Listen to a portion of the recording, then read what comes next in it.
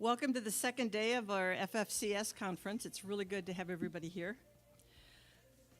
Today we're going to be facing our past in deep ways, and this is not only for our own benefit, but it's also so we can reach out and help the other people in our lives. The analogy would be, if you're on an airplane and the oxygen mask drops, you need to put your own on before you can help the person next to you. My own study is a good example of how important it is to work through our recovery journeys and how, in doing so, we can have hope both in our lives and in the lives of the people we touch. Many of you know that my path to freedom was long and involved sorting through a lot of psychological, physical, and spiritual damage.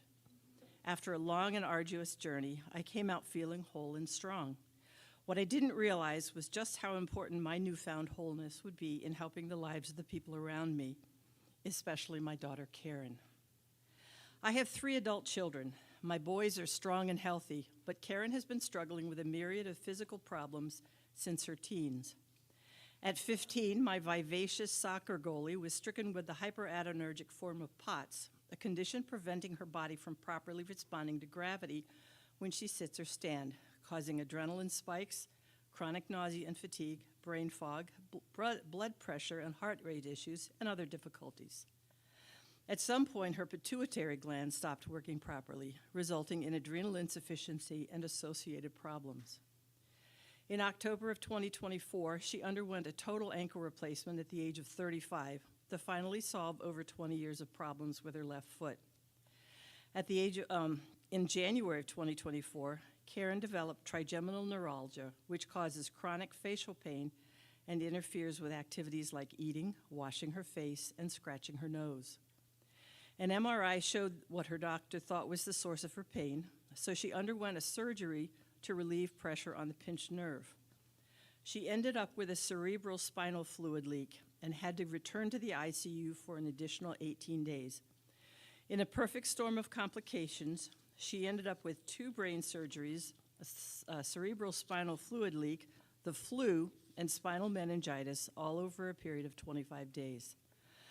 I spent about 20 of those days in the ICU with her, sleeping on a couch and meeting what seemed like an endless set of needs.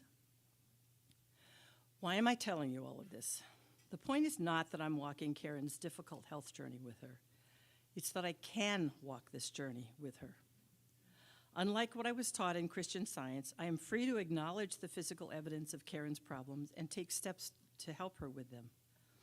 The emotional, psychological, and spiritual growth I went through during my own recovery process has given me tools to help Karen. I frequently think about what Karen's life would be like if I had stayed in Christian Science. If I were in CS, it would be important for me not to see her symptoms. My care for her might involve practical steps, but mostly it would involve denying or ignoring her symptoms while keeping my thoughts focused on her spiritual perfection.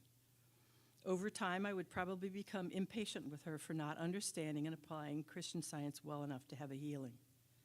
As her mother, I would likely feel guilt, believing that my thoughts contributed to her seeming problems in the first place. I would hide her problems from friends and family, lest their thoughts interfere with Karen's spiritual progress. Hiding our struggles from friends and family would deprive us of the love and support we currently receive from them. We, mostly Karen, would be going through this marathon alone. But I don't have to put Karen through that. I don't have to think that way anymore. What we're going through is extremely difficult every day. But Karen, her father, and I see God working in our lives to help us maneuver through Karen's health issues. In fully experiencing the problems, we are free to pursue solutions and to find joy and humor in the many circumstances we go through instead of feeling failure and bitterness. Sharing our struggles with friends gives them opportunities to love and care for us and for us to love them in their times of need. We have hope because we are not walking this journey alone.